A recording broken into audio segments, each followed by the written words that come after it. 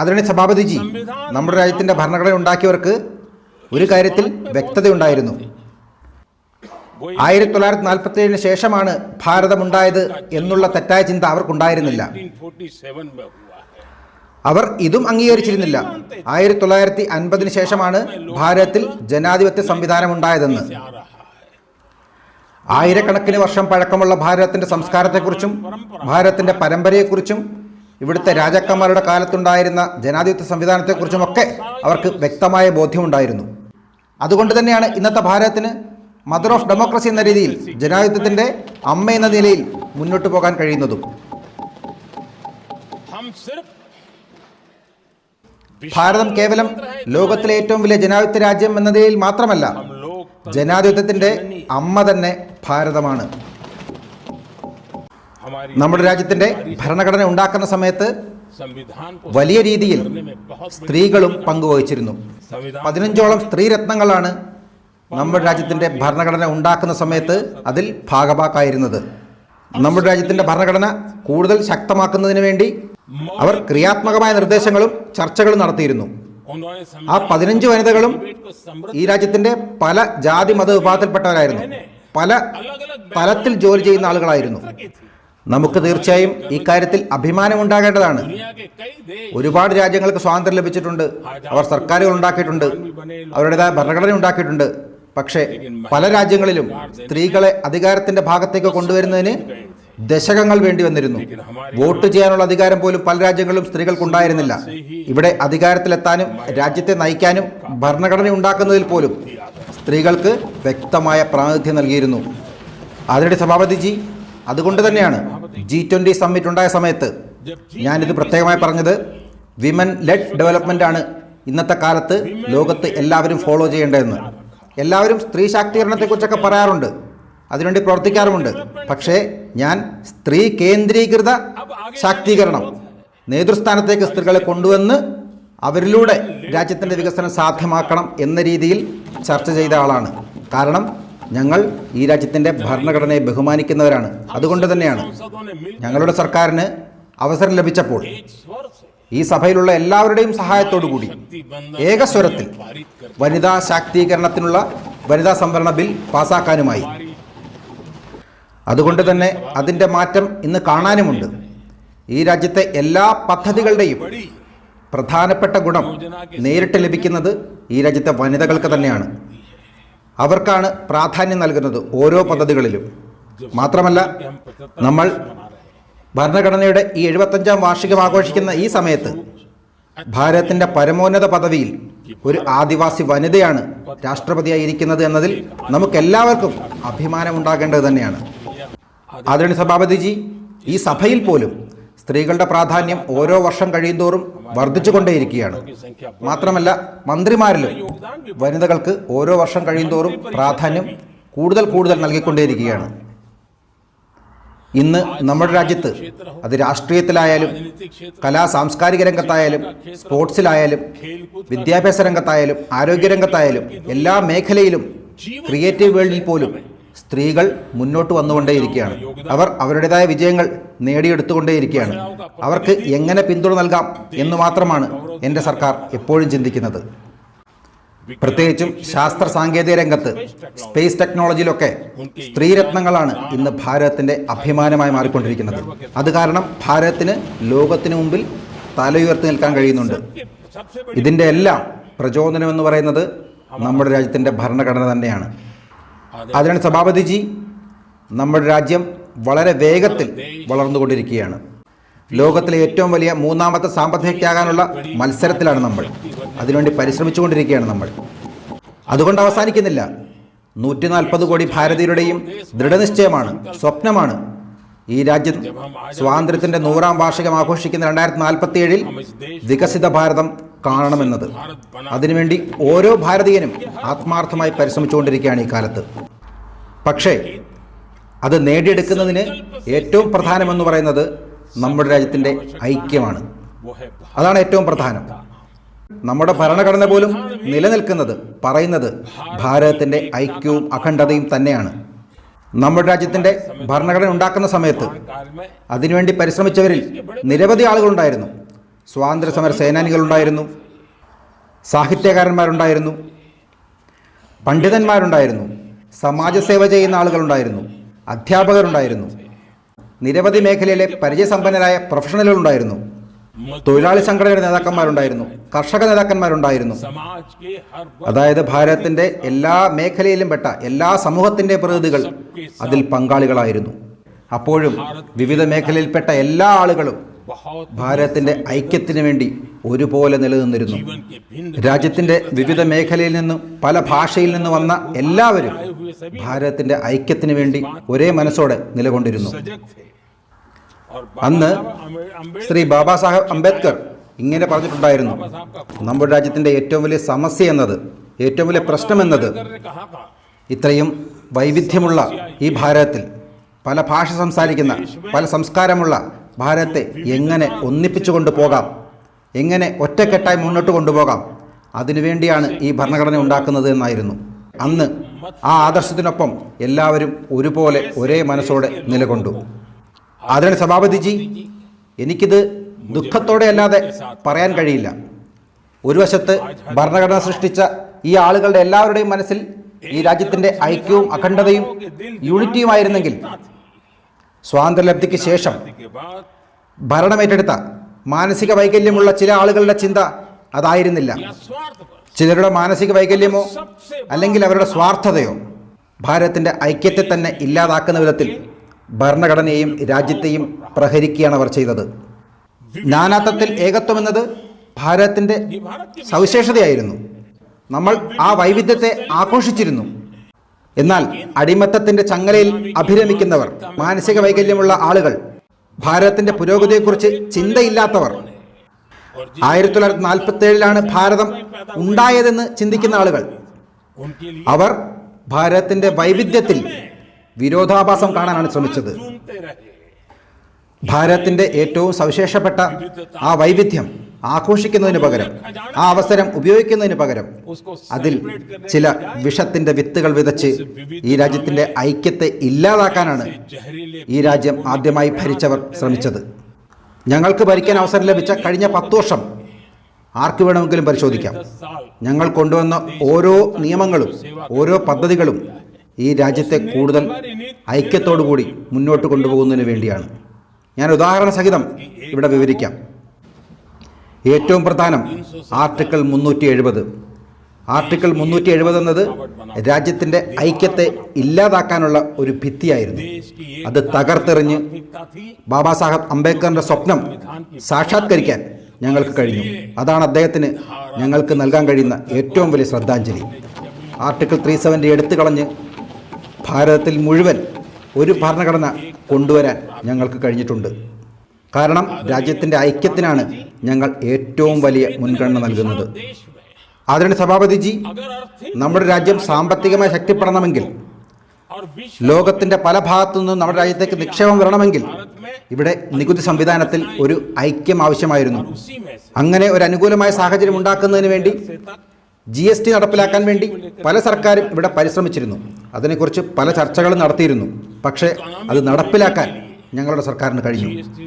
ഭാരതത്തിൻ്റെ സാമ്പത്തിക ശക്തി വർദ്ധിപ്പിക്കുന്നതിനും സാമ്പത്തിക ഏകീകരണത്തിനും GSTക്ക് ഒരു പ്രധാനപ്പെട്ട പങ്ക് വഹിക്കാൻ കഴിഞ്ഞുവെന്ന് ഞാൻ വിശ്വസിക്കുന്നു.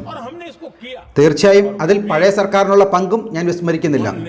അതുകൊണ്ട് തന്നെ വൺ നേഷൻ വൺ ടാക്സ് എന്ന രീതിയിൽ ഭാരതത്തെ സാമ്പത്തികമായി ഐക്യപ്പെടുത്താൻ ഞങ്ങൾക്ക് കഴിഞ്ഞു. അതിന്റെ സഭാപതിജി, നമ്മുടെ രാജ്യത്തെ പൗരന്മാർക്ക് ഏറ്റവും പ്രധാനപ്പെട്ടതാണ് റേഷൻ കാർഡ്. പക്ഷേ പാവപ്പെട്ട ആളുകൾ ജോലിക്ക് വേണ്ടി ഒരു സംസ്ഥാനത്ത് നിന്ന് മറ്റൊരു സംസ്ഥാനത്തിലേക്ക് പോവുകയാണെങ്കിൽ അവിടെ അവർക്ക് ഈ റേഷൻ കാർഡ് ഉപയോഗിച്ച് അരി വാങ്ങാൻ കഴിയില്ലായിരുന്നു. ആ സംവിധാനം എടുത്തു മാറ്റി ഈ രാജ്യത്താകെ എവിടെയും ആർക്കും അവരവരുടെ റേഷൻ കാർഡ് ഉപയോഗിച്ച് അവർക്ക് വേണ്ട ധാന്യങ്ങൾ വാങ്ങാൻ കഴിയുന്ന തരത്തിലേക്ക് one nation one ration card ഞങ്ങൾക്ക് നടപ്പിലാക്കാനായി. ആദരണീയ സഭാപതിജി, നമ്മുടെ രാജ്യത്തെ പാവപ്പെട്ട ആളുകൾക്ക് സൗജന്യമായി ചികിത്സയ്ക്കുള്ള അവസരം ലഭിക്കുകയാണെങ്കിൽ അത് അവർക്ക് വലിയ ഉപകാരമായിരുന്നു. കാലങ്ങളായി ഒരു സർക്കാരിനും അത് ചെയ്യാൻ കഴിഞ്ഞില്ല. ആയുഷ്മാൻ ഭാരത് യോജന ഞങ്ങൾ നടപ്പിലാക്കി. ഒരു സംസ്ഥാനത്തുള്ള വ്യക്തി മറ്റൊരു സംസ്ഥാനത്ത് പോയി ജോലി ചെയ്യുമ്പോൾ അവിടെ എന്തെങ്കിലും തരത്തിലുള്ള അപകടമുണ്ടായാൽ ആ സംസ്ഥാനത്ത് അവിടെയുള്ള ഹോസ്പിറ്റലിൽ ചികിത്സിക്കാൻ കഴിയില്ലെങ്കിൽ പിന്നെ എന്തിനാണ് നമ്മൾ ഈ നിയമങ്ങളെല്ലാം കൊണ്ടുവരുന്നത്?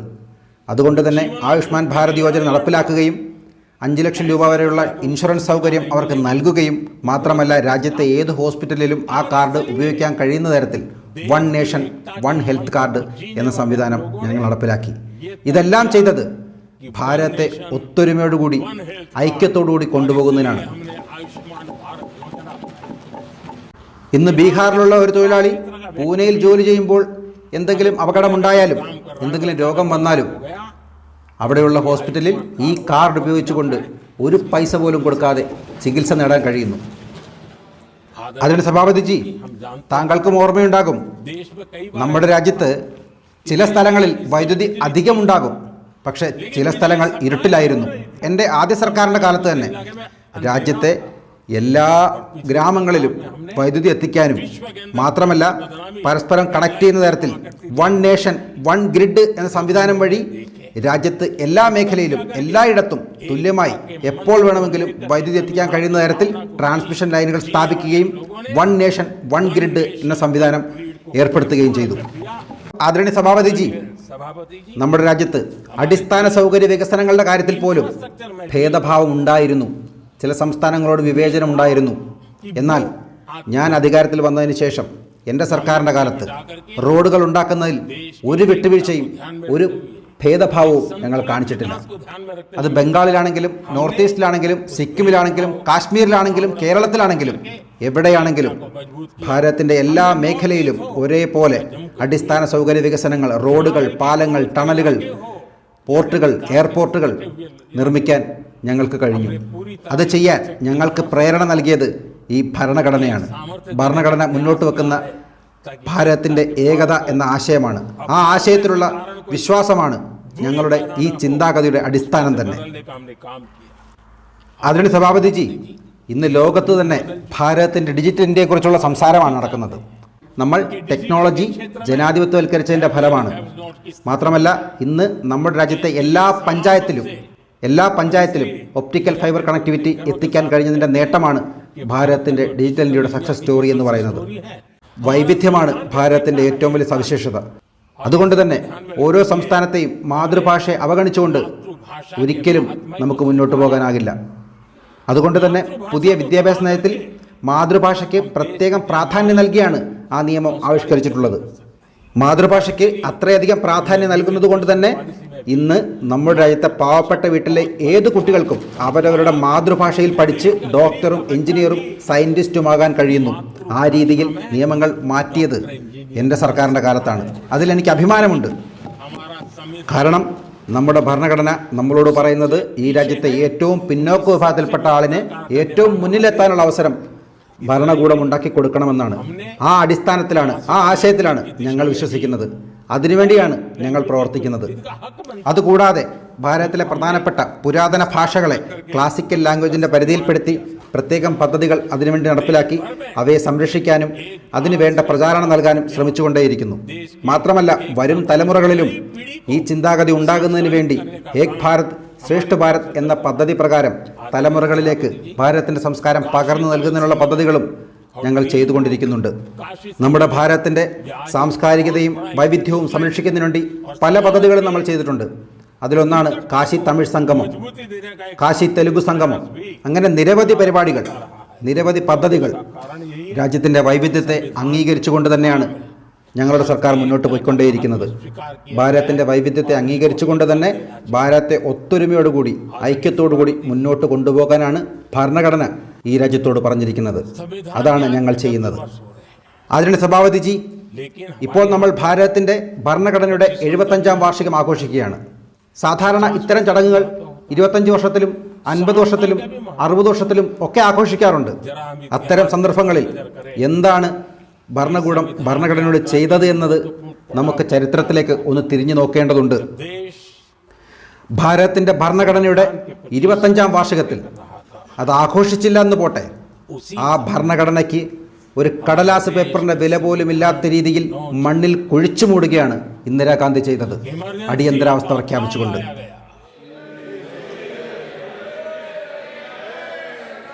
ഭാരതത്തിൻ്റെ ഭരണഘടനയെയും ഭാരതത്തിൻ്റെ ജനാധിപത്യത്തെയും പൂർണ്ണമായി കുഴിച്ചു മൂടിക്കൊണ്ടാണ് ഭരണഘടനയുടെ 25-ാം വാർഷികം അന്നത്തെ പ്രധാനമന്ത്രി ആഘോഷിച്ചത്. രാജ്യത്തെ ജയിലുകളെല്ലാം അന്ന് നിറഞ്ഞു കവിഞ്ഞിരുന്നു. രാജ്യത്തെ പൗരന്മാരുടെ അവകാശങ്ങളെല്ലാം തന്നെ കവർന്നെടുത്ത് അവരെ പിച്ച് ചീന്തിയിരുന്നു. അടിയന്തരാവസ്ഥ പ്രഖ്യാപിച്ച് ഈ രാജ്യത്തോട് കോൺഗ്രസ് ചെയ്ത ആ പാതകമുണ്ടല്ലോ, അതൊരിക്കലും കോൺഗ്രസിന്റെ തലയിൽ നിന്ന് ഒരു കാലത്തും മാഞ്ഞു പോകില്ല. ലോകത്തിലെ ഏത് രാജ്യത്തും ജനാധിപത്യത്തെക്കുറിച്ച് ചർച്ച ചെയ്യുമ്പോൾ കോൺഗ്രസ് ചെയ്ത ഈ പാതകം അവരെല്ലാവരും ഓർക്കുന്നുണ്ട്. ഒരു കാലത്തും ആ കളങ്കം നമുക്ക് മായ്ച്ചു കളയാനാവില്ല. കാരണം ലോകം ആദരിക്കുന്ന ഭാരതത്തിൻ്റെ ജനാധിപത്യത്തെ തന്നെയാണ് അവർ ഇല്ലാതാക്കിയത്. ഭാരതത്തിൻ്റെ ഭരണഘടന ഉണ്ടാക്കുന്നതിന് വേണ്ടി കഷ്ടപ്പെട്ട അവരുടെ തപസ്യ മണ്ണിൽ കുഴിച്ചു മൂടുകയാണ് ഇന്ദിരാഗാന്ധി ചെയ്തത്. അതിനാണ് സഭാപതിജി അതേസമയം ഭരണഘടനയുടെ 50-ാം വാർഷികം അത് ആഘോഷിക്കാതിരുന്നോ? ഇല്ല, ആഘോഷിച്ചു. കാരണം ആ സമയത്ത് പ്രധാനമന്ത്രി അടൽ ബിഹാരി വാജ്പേയി ആയിരുന്നു. ഭരണഘടനയുടെ 50-ാം വാർഷികം വളരെ വലിയ രീതിയിൽ ആഘോഷിക്കുകയാണ് അടൽ ബിഹാരി വാജ്പേയി ചെയ്തത്. അതാണ് ഞങ്ങളുടെ സംസ്കാരം. രാജ്യം ഭരണഘടനയുടെ 50-ാം വാർഷികം ആഘോഷിച്ച് തീരുന്ന ആ കാലയളവിൽ എനിക്കും ഒരു ഭാഗ്യം ലഭിച്ചു. അതേ ഭരണഘടനയുടെ അനുഭവത്തോടുകൂടി ഗുജറാത്ത് സംസ്ഥാനത്തിൻ്റെ മുഖ്യമന്ത്രിയായി ജനങ്ങളെ സേവിക്കാനുള്ള അവസരം എനിക്ക് ലഭിച്ചത് ആ കാലത്താണ്. മാത്രമല്ല, അതിനുശേഷം ഭാരതത്തിൻ്റെ ഭരണഘടനയുടെ 60-ാം വാർഷിക കാലത്ത് ഗുജറാത്തിൻ്റെ മുഖ്യമന്ത്രിയായിരുന്നു കൊണ്ട് ഗുജറാത്തിൽ വളരെ വലിയ രീതിയിൽ ഞാനതിനെ ആഘോഷപൂർവ്വമായി കൊണ്ടാടി. മറ്റൊരു സംസ്ഥാനത്തും ചെയ്തിട്ടില്ല. ആ സമയത്ത് രാജ്യം ഭരിക്കുന്ന കോൺഗ്രസ് സർക്കാർ പോലും ഭരണഘടനയുടെ 60-ാം വാർഷികം ആഘോഷിച്ചിരുന്നില്ല. പക്ഷേ ഗുജറാത്തിൽ മുഖ്യമന്ത്രിയായിരുന്ന ഞാൻ ഭരണഘടനയെ ആനപ്പുറത്ത് എഴുന്നള്ളിച്ച് ചെരുപ്പിടാതെ ആ ആനയ്ക്ക് പിന്നിലായി നഗ്നപാതനായി മുഖ്യമന്ത്രി നടന്ന് ഞാൻ ജനങ്ങളെ കാണിച്ചു.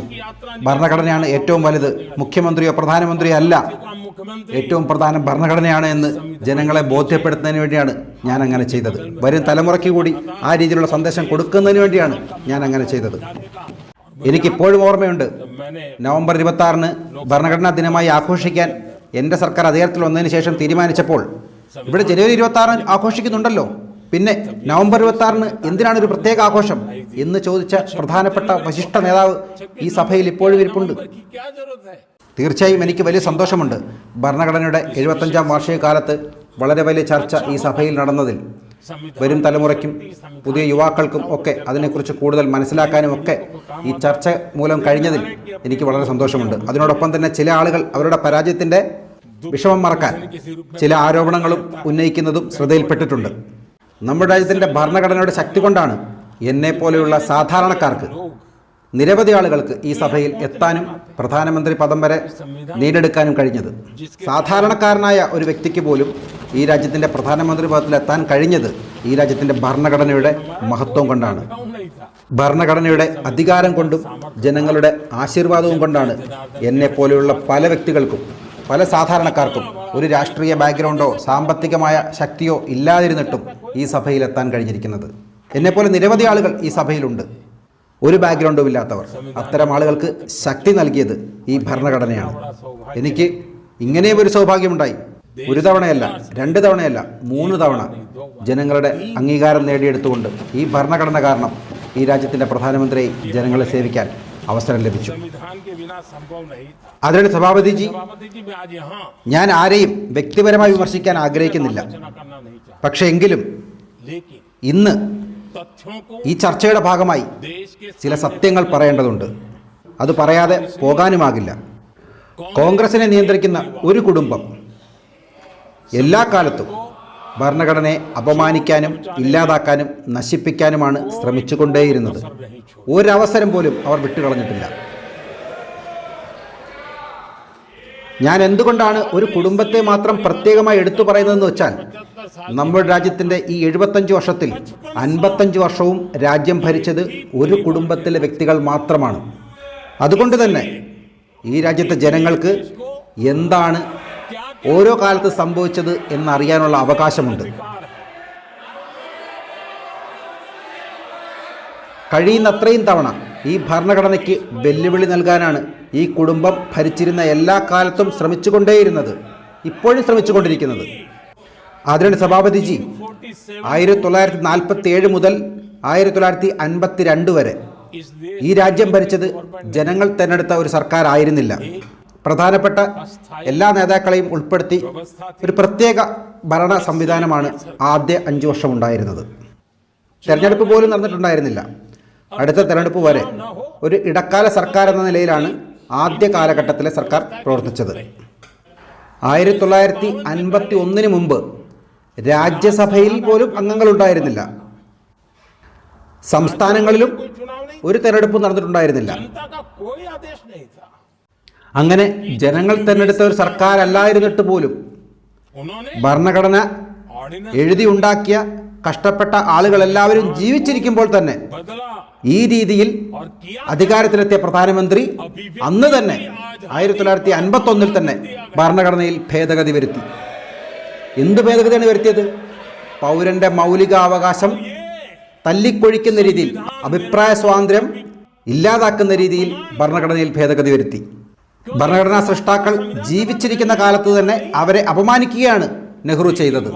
ഇത്തരം കാര്യങ്ങളെല്ലാം തന്നെ ഭരണഘടനാ നിർമ്മാണ സമയത്ത് ചർച്ച ചെയ്തിരുന്നതാണ്, അല്ലാതെ അവർ മറന്നുപോയതല്ല. പക്ഷേ അവരുടെ ആ തീരുമാനത്തെ പോലും വെല്ലുവിളിച്ചുകൊണ്ട് ജനങ്ങളുടെ മൗലികമായ അഭിപ്രായ സ്വാതന്ത്ര്യത്തിന് വിലങ്ങിടുന്ന രീതിയിൽ നെഹ്റു 1951 തന്നെ ഭരണഘടനയിൽ ഭേദഗതി വരുത്തി. ഭരണഘടനാ സൃഷ്ടാക്കളെ പോലും അപമാനിക്കുന്ന തരത്തിൽ ഈ രീതിയിൽ പിൻവാതിലിലൂടെ ഓർഡിനൻസ് പ്രകാരം ഭരണഘടനയിൽ ഭേദഗതി വരുത്തിയത് നെഹ്റുവാണ്. ആദരണീയ സഭാപതിജി, ഇതുകൊണ്ട് അവസാനിക്കുന്നില്ല.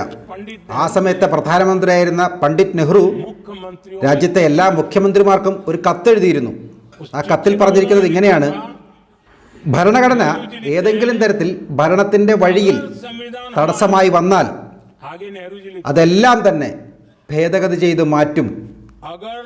ഇത് നെഹ്റു എഴുതിയതാണ്. നെഹ്റു പ്രധാനമന്ത്രിയായിരുന്ന കാലത്ത് ഈ രാജ്യത്തെ സംസ്ഥാനങ്ങൾ ഭരിക്കുന്ന മുഖ്യമന്ത്രിക്ക് എഴുതിയ കത്തിൽ നെഹ്റു പറഞ്ഞിരിക്കുന്നതാണ്: ഏതെങ്കിലും തരത്തിൽ എൻ്റെ വഴിയിൽ ഭരണഘടന തടസ്സമായി വന്നാൽ അത് വെട്ടിമാറ്റി ഭരണഘടനയിൽ ഭേദഗതി വരുത്തി ഞാൻ മുന്നോട്ട് പോകുമെന്ന്.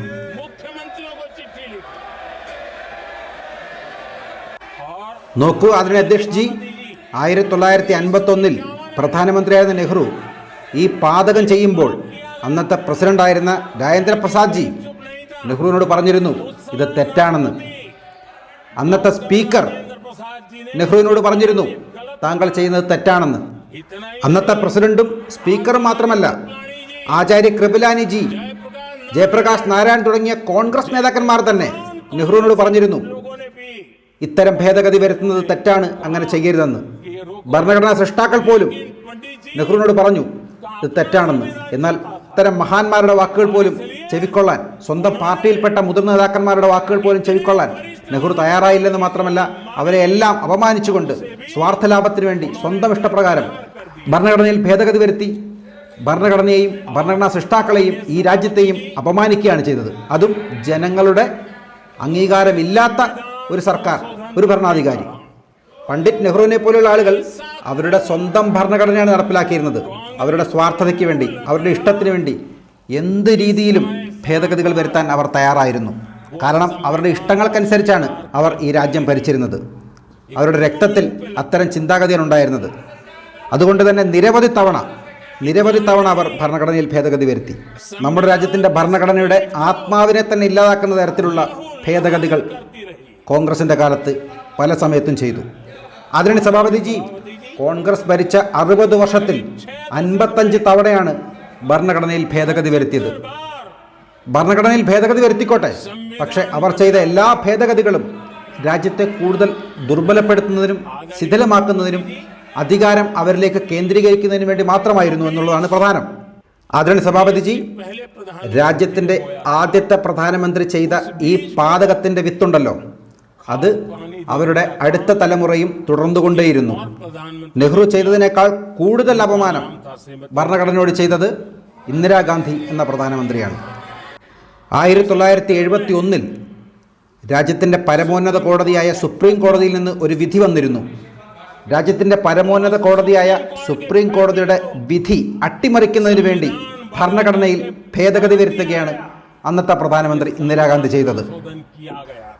അതുമാത്രമല്ല, ഇന്ദിരാഗാന്ധി അവരുടെ ഭരണകാലത്ത് പിന്നെയും ഭേദഗതികൾ കൊണ്ടുവന്നു. പാർലമെന്റിന് എന്ത് നിയമം വേണമെങ്കിലും പാസാക്കാം. ആ നിയമത്തെ ചോദ്യം ചെയ്യാനോ ഇല്ലാതാക്കാനോ സുപ്രീം കോടതിക്ക് പോലും അധികാരം ഇല്ല എന്നുള്ള രീതിയിൽ ഭേദഗതി കൊണ്ടുവന്നു ഭരണഘടനയിൽ ഇന്ദിരാഗാന്ധി. നമ്മുടെ രാജ്യത്തിൻ്റെ നീതിന്യായ സംവിധാനത്തെ പൂർണ്ണമായും ഇല്ലാതാക്കുന്ന രീതിയിൽ ഭരണഘടനയിൽ ഭേദഗതി കൊണ്ടുവന്നത് 1971 അന്നത്തെ പ്രധാനമന്ത്രിയായിരുന്ന ഇന്ദിരാഗാന്ധിയാണ്. ആ കാലത്ത് ഭാരതത്തിലെ പൗരന്മാരുടെ മൗലികാവകാശങ്ങൾക്ക് പോലും തടസ്സം നിൽക്കുന്ന രീതിയിൽ ഭരണഘടനയിൽ ഭേദഗതി വരുത്തി. രാജ്യത്തെ ന്യായാധിപന്മാർക്ക് ഒരു അധികാരവുമില്ലാത്ത രീതിയിൽ, അവരുടെ അധികാരത്തിൽ കൈകടത്തുന്ന രീതിയിൽ ഭേദഗതികൾ കൊണ്ടുവന്നു. അതിനുശേഷം തെരഞ്ഞെടുപ്പിൽ കൃത്രിമം കാണിച്ചതിന്റെ പേരിൽ പ്രധാനമന്ത്രി ഇന്ദിരാഗാന്ധിയുടെ ലോക്സഭാംഗത്വം റദ്ദാക്കുന്ന തരത്തിലുള്ള വിധി കോടതിയിൽ നിന്നുണ്ടായപ്പോൾ ആ കോടതി വിധിയെ അട്ടിമറിക്കുന്നതിന് വേണ്ടി ഏറ്റവും വലിയ പാപം ചെയ്തു, അടിയന്തരാവസ്ഥ പ്രഖ്യാപിച്ചു. കേവലം അവരുടെ അധികാരം നിലനിർത്തുന്നതിന് വേണ്ടി, അധികാര കസേര ഉറപ്പിക്കുന്നതിന് വേണ്ടി ഭരണഘടനയെ പൂർണ്ണമായും കുഴിച്ചുമൂടി ചവറ്റുകുട്ടയിലെറിഞ്ഞു അന്നത്തെ പ്രധാനമന്ത്രി ഇന്ദിരാഗാന്ധി. അതുകൊണ്ട് അവസാനിച്ചില്ല, അടിയന്തരാവസ്ഥ പ്രഖ്യാപിച്ചു. 1.5 വർഷക്കാലം ഈ രാജ്യത്തെ ജനങ്ങളെ മുഴുവൻ വേട്ടയാടി അവരുടെ ഇഷ്ടങ്ങൾക്കനുസരിച്ച് അധികാരത്തിൻ്റെ ലഹരിയിൽ, അഹങ്കാരത്തിൽ എന്തൊക്കെയോ ചെയ്തു. പക്ഷെ അതുകൊണ്ട് അവസാനിച്ചില്ല. 1975 ഭരണഘടനയുടെ 49ാം ഭേദഗതി പ്രകാരം അവർ ഇങ്ങനെയും ഒരു നിയമം കൊണ്ടുവന്നു. രാഷ്ട്രപതി, ഉപരാഷ്ട്രപതി, പ്രധാനമന്ത്രി ഇവരുടെ തിരഞ്ഞെടുപ്പുകളെ ചോദ്യം ചെയ്ത് ആർക്കും കോടതിയിൽ പോകാൻ പോലും കഴിയില്ല. അതുമാത്രമല്ല, അത് മുൻകാല പ്രാബല്യത്തിൽ മുൻപ് ഈ പദവികൾ വഹിച്ചിരുന്ന ആളുകൾക്കെതിരെ പോലും നമുക്ക് കോടതിയിൽ പോകാൻ കഴിയാത്ത രീതിയിൽ ഭരണഘടനയിൽ ഭേദഗതി കൊണ്ടുവന്നു. ആദരണീയ സഭാപതിജി, ഇവർ ബഹളം വെക്കുന്ന എന്തിനാണെന്ന് എനിക്കറിയില്ല. ഞാൻ പറയുന്നത് ഭരണഘടനയെക്കുറിച്ച് മാത്രമാണ്, ഞാൻ മറ്റൊന്നും പറയുന്നില്ല. ആദരണീയ സഭാപതിജി, എല്ലാവർക്കും അറിയാവുന്നതുപോലെ അടിയന്തരാവസ്ഥക്കാലത്ത് സാധാരണ ജനങ്ങളുടെ മൗലികാവകാശങ്ങൾ പോലും എടുത്തു കളഞ്ഞു. ജനങ്ങളെ ശത്രുക്കളെ പോലെയാണ് സമീപിച്ചത്. എന്തിനാണെന്ന് പോലും അറിയാതെ ഒരുപാട് ആളുകൾ തടവിലായി. ചില ആളുകൾ ജയിലിൽ വെച്ച് തന്നെ കൊല്ലപ്പെട്ടു. പത്രസ്വാതന്ത്ര്യത്തിന് പൂട്ടുവീണു. രാജ്യത്തെ കോടതികളിലെ ന്യായാധിപന്മാർക്ക് പോലും നീതി നടപ്പിലാക്കാൻ കഴിയാത്ത രീതിയിൽ ബന്ധിതരാക്കി. അതുമാത്രമല്ല അവർ ചെയ്തത്, ഈ രാജ്യത്തെ കോടതികളും നീതിന്യായ സംവിധാനവും അവർ പറയുന്നത് പോലെ മാത്രം പ്രവർത്തിച്ചാൽ മതി എന്നുള്ള രീതിയിലാക്കി. അതുമാത്രമല്ല ചെയ്തത്, ഇന്ദിരാഗാന്ധിയുടെ ലോക്സഭാംഗത്വം റദ്ദാക്കുന്ന തരത്തിലുള്ള വിധി പുറപ്പെടുവിച്ച ജസ്റ്റിസ് ഖന്നയ്ക്ക് സീനിയോറിറ്റി പ്രകാരം സ്വാഭാവികമായി ലഭിക്കേണ്ട സുപ്രീം കോടതി ചീഫ് ജസ്റ്റിസ് എന്ന പദവി പോലും ഇവരുടെ വ്യക്തിവിരോധം കാരണം ഇവർ നൽകിയില്ല. അതായത് ഭരണഘടനയെ ബഹുമാനിച്ച ഒരു ജഡ്ജിക്ക് ഭരണഘടനയെ ബഹുമാനിക്കാത്ത ഒരു ഏകാധിപതിയായ ഭരണാധികാരി ഈ രീതിയിലുള്ള ശിക്ഷയാണ് നൽകിയത്. സ്വാഭാവികമായും സീനിയോറിറ്റി പ്രകാരം ജസ്റ്റിസ് ഖന്നയ്ക്ക് ലഭിക്കേണ്ട സുപ്രീം കോടതി ചീഫ് ജസ്റ്റിസ് എന്ന പദവി ഇന്ദിരാഗാന്ധി കൊടുത്തില്ല.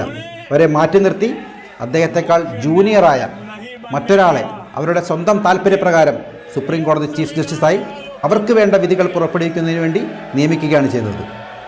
ആദരണീയ സഭാപതിജി, ഇന്നിപ്പോൾ അവരുടെ പക്ഷത്തിരുന്ന് അവർക്ക് വേണ്ടി സംസാരിക്കുന്ന പല രാഷ്ട്രീയ പാർട്ടിയിലെ നേതാക്കന്മാരുടെ പൂർവികർ ആ കാലത്ത് ജയിലിലായിരുന്നു. ഈ അടിയന്തരാവസ്ഥയ്ക്കെതിരെ പോരാടി ജയിലിലായിരുന്ന പല ആളുകളുടെ മക്കളും ഇന്ന് അവരുടെ പക്ഷത്തിരുന്ന് അവർക്ക് വേണ്ടി കൈയടിക്കുകയാണ്. ജനങ്ങൾ തിരഞ്ഞെടുത്തൊരു സർക്കാർ ഈ രീതിയിൽ ജനങ്ങളെ ഉപദ്രവിക്കുകയാണ് അടിയന്തരാവസ്ഥക്കാലത്ത് ചെയ്തത്. ജനങ്ങളുടെ മേൽ അവർ താണ്ഡവമാടുകയായിരുന്നു. ആയിരക്കണക്കിന് ആളുകൾ ജയിലിലാവുകയും ജയിലിൽ തന്നെ അനേകം ആളുകൾ കൊല്ലപ്പെടുകയും ചെയ്തു. കേവലം അതുകൊണ്ട് അവസാനിച്ചില്ല. കാരണം ഇവരുടെ രക്തത്തിലുള്ളതാണല്ലോ ഭരണഘടനയെ അപമാനിക്കുക എന്നുള്ളത്.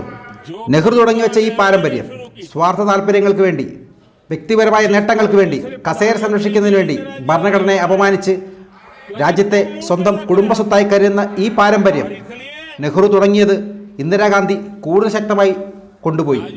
അതിനുശേഷം രാജീവ് ഗാന്ധി പ്രധാനമന്ത്രിയായിരുന്ന കാലത്തും ഇതേ രീതിയിൽ ഭരണഘടനയെ അപമാനിക്കുക തന്നെയാണ് ചെയ്തത്. കാരണം ഇതവരുടെ രക്തത്തിൽ അലിഞ്ഞു പോയതാണല്ലോ. അതിനിടെ സഭാപതിജി, താങ്കൾക്കും അറിയാവുന്ന കാര്യമാണ്, സുപ്രീം കോടതി ഷാബാനു കേസിൽ ഒരു വിധി പുറപ്പെടുവിച്ചു. രാജ്യത്തിൻ്റെ ഭരണഘടനയുടെ അടിസ്ഥാനത്തിൽ ഈ രാജ്യത്ത് നിലനിൽക്കുന്ന നിയമങ്ങൾ പ്രകാരം സുപ്രീം കോടതിയിൽ നിന്ന് നീതി ലഭിച്ച ഒരു സാധാരണ സ്ത്രീക്ക് ആ നീതി നൽകാതെ വോട്ട് ബാങ്ക് രാഷ്ട്രീയത്തിന് വേണ്ടി പാർലമെന്റിൽ നിയമഭേദഗതി കൊണ്ടുവന്ന് സുപ്രീം കോടതിയുടെ വിധിയെ റദ്ദാക്കി സുപ്രീം കോടതിയെ വെല്ലുവിളിക്കുകയാണ് ചെയ്തത്. ഈ രീതിയിലാണ് ഭാരതത്തിൻ്റെ ഭരണഘടനയെ കോൺഗ്രസിൻ്റെ ഓരോ ഭരണാധികാരികളും ഓരോ പ്രധാനമന്ത്രിമാരും അപമാനിച്ചുകൊണ്ടേയിരുന്നത്. അതുകൊണ്ട് തന്നെയാണ് ഞാൻ ഈ കുടുംബാധിപത്യത്തിനെതിരെ സംസാരിക്കുന്നത്. നെഹ്റു തുടങ്ങി വെച്ചത് ഇന്ദിരാഗാന്ധി കൂടുതൽ കർക്കശമായി മുന്നോട്ട് കൊണ്ടുപോയി. രാജീവ് ഗാന്ധിയും അത് തന്നെ തുടർന്നു. അതിനുശേഷം പുതിയ തലമുറകളെത്തി. അവരും ഇതുതന്നെയാണ് ചെയ്തുകൊണ്ടേയിരിക്കുന്നത്, ഭരണഘടനയെ അപമാനിക്കുക. കാരണം ഈ രാജ്യം അവരുടെ കുടുംബസ്വത്താണെന്നാണ് അവർ കരുതുന്നത്. ആ ചിന്താഗതിയാണ്, ആ മനോനിലയാണ് അവർക്കുള്ളത്. ആദരണീയ സഭാപതിജി, അവരുടെ അടുത്ത തലമുറയും ഇതേ കളികൾ തന്നെ തുടർന്നുകൊണ്ടേയിരിക്കുകയാണ്.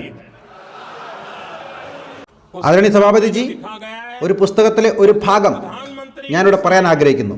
എനിക്ക് മുമ്പുണ്ടായിരുന്ന പ്രധാനമന്ത്രി ഇത്തരത്തിലാണ് പറഞ്ഞിരുന്നത്: എനിക്ക് ഇത് അംഗീകരിക്കേണ്ടി വരും. പാർട്ടി അധ്യക്ഷ എന്ന് പറയുന്നത് ഭരണത്തിൻ്റെ തലവൻ തന്നെയാണെന്ന് എനിക്ക് മുമ്പുണ്ടായിരുന്ന പ്രധാനമന്ത്രിയായിരുന്ന മൻമോഹൻ സിംഗ് പറഞ്ഞതാണ്. അതായത് പ്രധാനമന്ത്രിക്ക് മുകളിലാണ് അവരുടെ പാർട്ടി അധ്യക്ഷയെന്ന്. എനിക്ക് ഇത് അംഗീകരിക്കേണ്ടി വരുമായിരുന്നു. പാർട്ടി അധ്യക്ഷ എന്നത് ഭരണത്തിൻ്റെ കേന്ദ്രം കൂടിയാണെന്ന്. സർക്കാർ പാർട്ടിയോട് മറുപടി പറയണമായിരുന്നു. നമ്മുടെ രാജ്യത്തിൻ്റെ ചരിത്രത്തിലാദ്യമായാണ് ഇങ്ങനെയൊരു സംവിധാനം. അതായത് ഈ രാജ്യം ഭരിക്കുന്ന പ്രധാനമന്ത്രിക്ക് മുകളിൽ ജനം തെരഞ്ഞെടുത്ത ഈ രാജ്യത്തിൻ്റെ പ്രധാനമന്ത്രിയുടെ PMOയ്ക്ക് മുകളിൽ പാർട്ടി അധ്യക്ഷ ഉൾപ്പെടെയുള്ള അഡ്വൈസറി കൗൺസിൽ. അതായത് ആ കുടുംബത്തിൻ്റെ മുകളിൽ തന്നെ അധികാരം വേണമെന്നത് ഇവരുടെ നിർബന്ധമായിരുന്നു. പ്രധാനമന്ത്രി പോലും ആ അഡ്വൈസറി കമ്മിറ്റിയുടെ കീഴിലായിരുന്നു. ആ അഡ്വൈസറി കമ്മിറ്റിയുടെ തലവൻ എന്നത് അന്നത്തെ പാർട്ടി അധ്യക്ഷയായിരുന്നു. ഇതാണ് അവരുടെ സംസ്കാരം. ആദരണീയ സഭാപതിജി, ഇതുകൊണ്ടും അവസാനിച്ചില്ല. അടുത്ത തലമുറ വന്നു. വീണ്ടും അവർക്ക് ഇത് തന്നെയാണല്ലോ ശീലം. ആ പുതിയ തലമുറ എന്താണ് ചെയ്തത്? രാജ്യത്തിൻ്റെ ഭരണഘടന പ്രകാരം ജനങ്ങൾ തിരഞ്ഞെടുത്താണ് ഒരു സർക്കാർ ഉണ്ടാകുന്നത്. ആ സർക്കാരിൻ്റെ തീരുമാനങ്ങൾ ക്യാബിനറ്റാണ് എടുക്കുന്നത്. അത് ഭരണഘടനാപരമായ രീതിയാണ്. അങ്ങനെ ഭരണഘടനയ്ക്ക് കീഴിലുള്ള ആ കേന്ദ്ര ക്യാബിനറ്റ് എടുത്ത ഒരു തീരുമാനം ഭരണഘടനയെ ഒരു തരത്തിലും മതിക്കാത്ത അഹങ്കാരികളായ ചില ആളുകൾ പത്രക്കാരെ വിളിച്ചു വരുത്തി അവർക്ക് മുമ്പിൽ ആ കേന്ദ്ര ക്യാബിനറ്റിൻ്റെ തീരുമാനം വലിച്ചു കീറിക്കളഞ്ഞ് ചവറ്റുകുട്ടുകളിടുകയാണ് ചെയ്തത്. എപ്പോഴൊക്കെ അവസരം ലഭിക്കുന്നുണ്ടോ അപ്പോഴെല്ലാം ഈ രാജ്യത്തിൻ്റെ ഭരണഘടനയെയും ഈ രാജ്യത്തിൻ്റെ നിയമ സംവിധാനങ്ങളെയും അപമാനിക്കാനും ഇല്ലാതാക്കാനുമാണ് ആ കുടുംബം എല്ലാ കാലത്തും ശ്രമിച്ചിട്ടുള്ളത്. പക്ഷേ എനിക്ക് പറയാനുള്ളത് അതല്ല. രാജ്യത്തിൻ്റെ നിർഭാഗ്യം നോക്കണം. ഒരു അഹങ്കാരമുള്ള വ്യക്തി അവരുടെ സ്വാർത്ഥ താല്പര്യത്തിന് വേണ്ടി പത്രക്കാർക്ക് മുമ്പിൽ വലിച്ചു കീറി കളഞ്ഞതിൻ്റെ പേരിൽ കേന്ദ്ര ക്യാബിനറ്റിന് അവരെടുത്ത തീരുമാനം മാറ്റേണ്ടി വന്നു. അതാണ് എന്നെ ഏറ്റവും കൂടുതൽ വിഷമിപ്പിച്ചത്. ഇതെന്ത് തരത്തിലുള്ള ഭരണഘടനാ സംരക്ഷണമാണ്? ഒരു ഭരണഘടനാ സംവിധാനത്തെ ഈ രീതിയിൽ ചോദ്യം ചെയ്യാൻ? ആദരണീയ സഭാപതിജി, ഇവിടെയുള്ളവർക്ക് വിഷമം തോന്നിയിട്ട് ഒരു കാര്യവുമില്ല. ഞാൻ പറയുന്നതെല്ലാം ഭരണഘടനയോട്, ഈ രാജ്യത്തെ നീതിന്യായ സംവിധാനത്തോട്, ഇവിടുത്തെ ജനാധിപത്യത്തോട് ഇവർ ചെയ്ത കാര്യങ്ങൾ തന്നെയാണ്. ആ സമയത്ത് ഈ തെറ്റായ കാര്യങ്ങൾ ചെയ്ത ആളുകൾ സഭയിലുണ്ടെങ്കിൽ അവർക്ക് തീർച്ചയായും വിഷമവും നിരാശയും ദേഷ്യവും തോന്നുന്നത് സ്വാഭാവികമാണ്. പക്ഷേ ഞാൻ പറയുന്നത് ഭരണഘടനയെക്കുറിച്ചുള്ള സത്യങ്ങൾ തന്നെയാണ്. ഇവർ ചെയ്ത കാര്യങ്ങൾ തന്നെയാണ്. അല്ലാതെ ഞാൻ വായുവിൽ നിന്ന് ഉണ്ടാക്കി പറയുന്ന കഥയൊന്നുമല്ല ഇത്. ഇതെല്ലാവർക്കും അറിയാവുന്ന കാര്യവുമാണ്.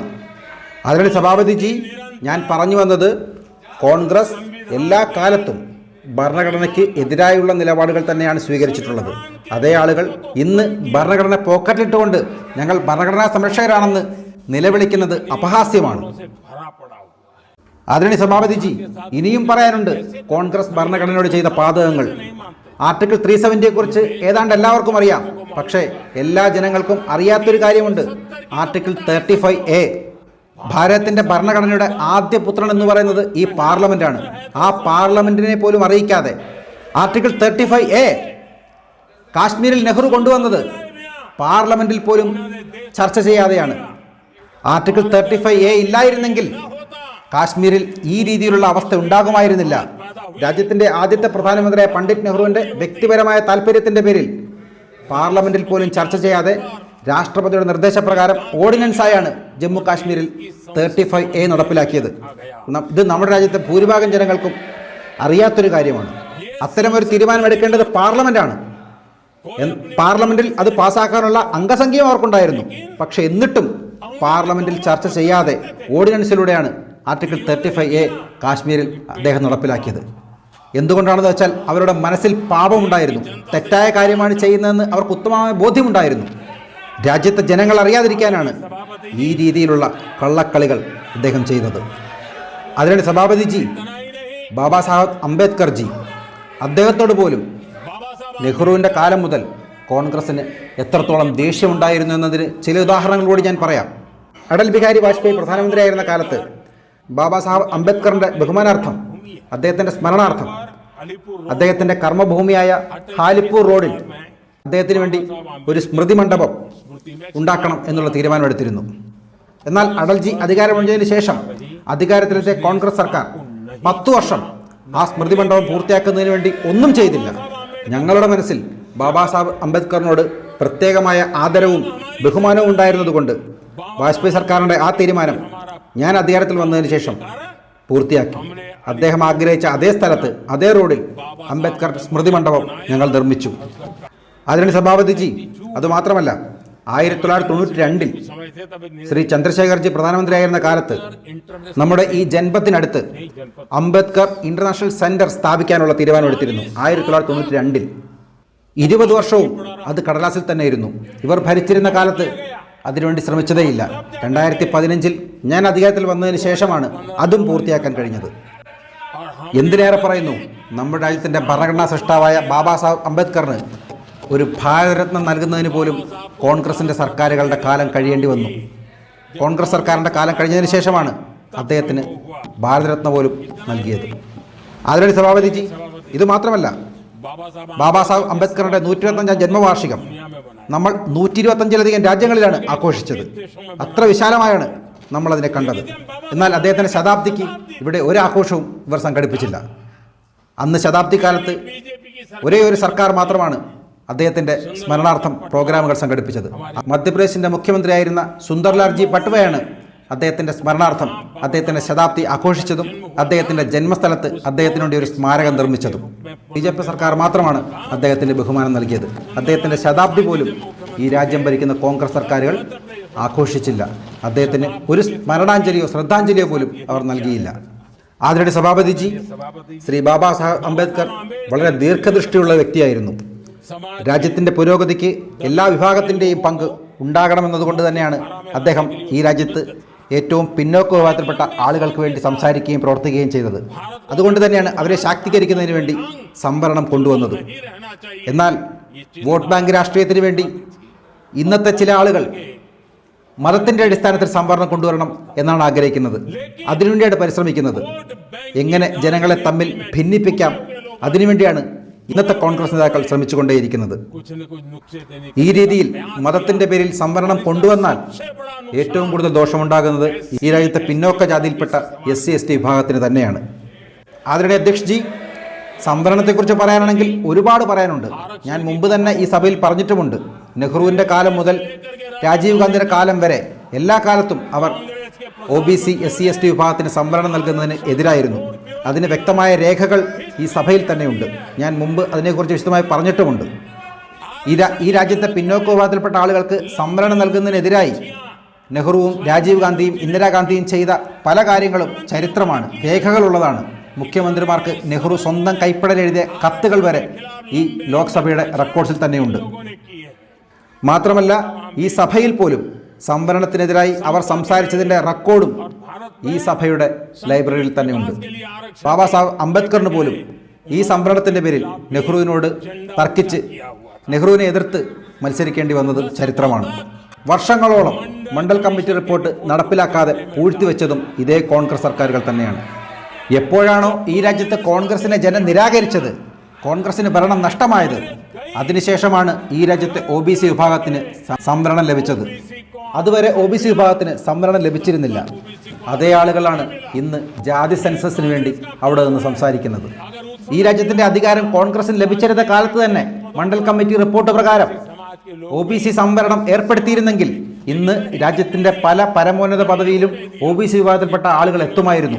അത് തടഞ്ഞത് നിങ്ങൾ തന്നെയാണ്.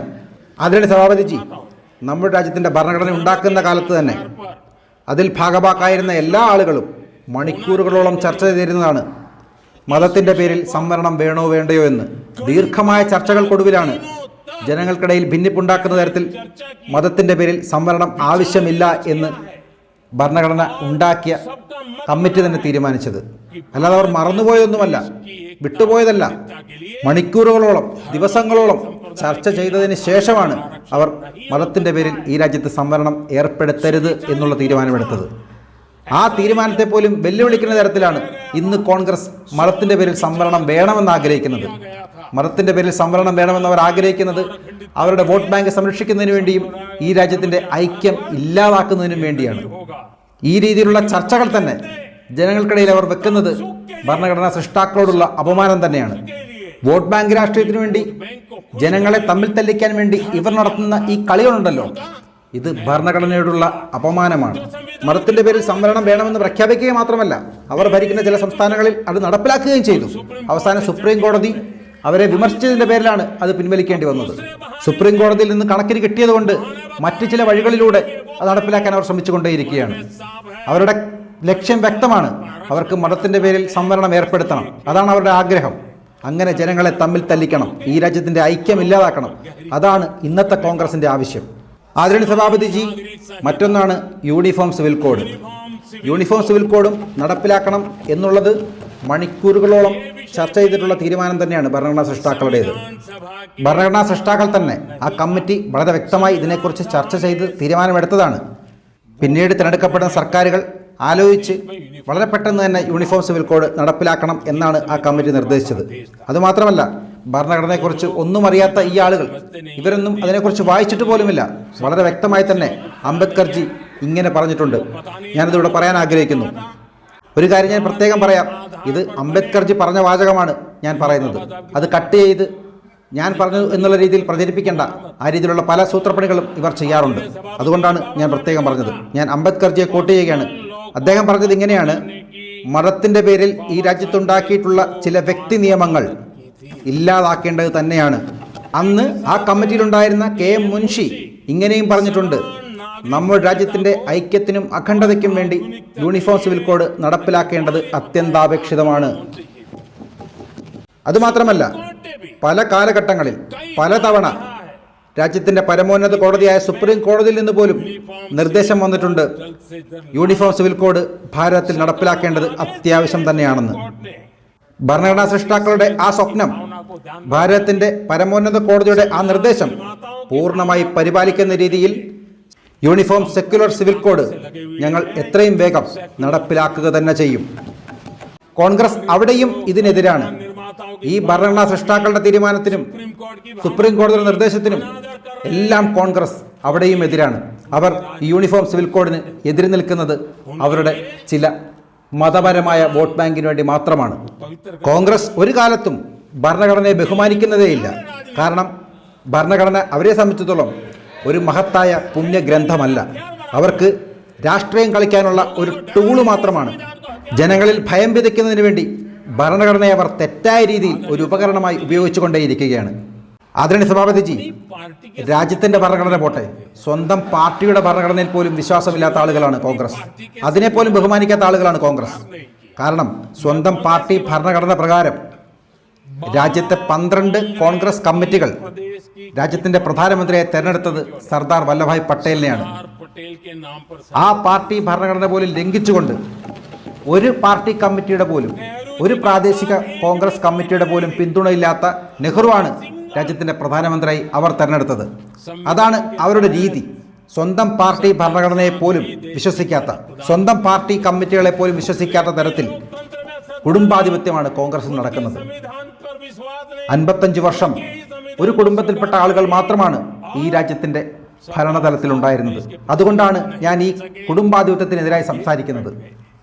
ഏതൊരു പാർട്ടിയാണോ സ്വന്തം പാർട്ടിയുടെ ഭരണഘടന പോലും വിശ്വസിക്കാത്തത്, അതുപോലും പിന്തുടരാത്തത്, അവർക്ക് എങ്ങനെയാണ് രാജ്യത്തിൻ്റെ ഭരണഘടന പിന്തുടരാൻ കഴിയുന്നത്? രാജ്യത്തെ ഭരണഘടനയെ അവർ പിന്തുടരുന്നില്ല എന്ന് മാത്രമല്ല, രാജ്യത്തെ ഭരണഘടനയെ എപ്പോഴൊക്കെ നശിപ്പിക്കാൻ അവസരം കിട്ടുന്നോ അപ്പോഴൊക്കെ നശിപ്പിക്കാനാണ് അവർ ശ്രമിച്ചുകൊണ്ടേയിരിക്കുന്നത്. രാഷ്ട്രീയം കളിക്കാനുള്ള ഒരു ഉപകരണമായി മാത്രമായാണ് കോൺഗ്രസിൻ്റെ ഇന്നത്തെ തലമുറയും ഭരണഘടനയെ ഉപയോഗിക്കുന്നത്. അതിനെ അധ്യക്ഷിച്ച് ചില ആളുകൾ ഭരണഘടനയിൽ ചില പേരുകൾ തപ്പിക്കൊണ്ടിരിക്കുകയാണ്. അവരോട് ഞാൻ ഒരു കാര്യം കൂടി പറയാൻ ആഗ്രഹിക്കുന്നു. കോൺഗ്രസ് പാർട്ടിക്ക് ഒരു അധ്യക്ഷനുണ്ടായിരുന്നു. ഈ രാജ്യത്തെ പിന്നോക്ക വിഭാഗത്തിൽപ്പെട്ട ഒരാളായിരുന്നു സീതാറാം കേസരി. അദ്ദേഹത്തോട് ഇവർ എന്തൊക്കെയാണ് ചെയ്തത്? അദ്ദേഹത്തെ ബാത്റൂമിൽ പൂട്ടിയിട്ടു, അദ്ദേഹത്തെ വലിച്ചിഴച്ച് ഫുട്പാത്തിൽ കൊണ്ടിട്ടു. ഈ രീതിയിലാണ് അവരുടെ സ്വന്തം പ്രസിഡന്റിനോട് അവർ പെരുമാറിയത്. ഇതാണ് അവരുടെ സംസ്കാരം, ഇതാണ് അവരുടെ രീതി. അവിടെ നടക്കുന്നത് കുടുംബാധിപത്യം മാത്രമാണ്.